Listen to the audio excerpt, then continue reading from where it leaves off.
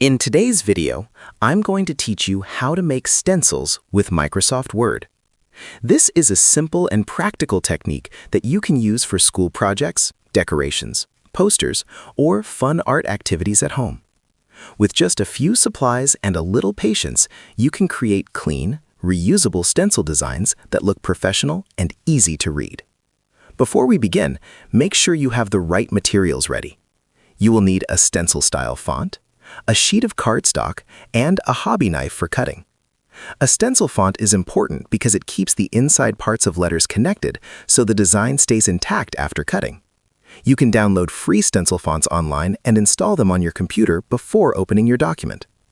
Once everything is prepared, open a blank document in Microsoft Word and type the letter or word you want to turn into a stencil.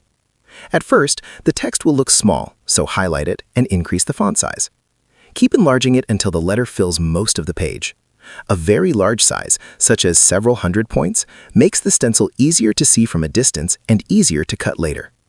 After adjusting the size, center the letter on the page so it is balanced and easy to work with. Highlight the text, go to the paragraph alignment settings and choose Center Alignment. This keeps your design neat and properly positioned before printing. When the layout looks right, prepare your printer with cardstock instead of regular paper. Cardstock is thicker and more durable, which helps the stencil last longer when you paint or spray over it. Print the page, then carefully cut along the dark areas of the design using your hobby knife.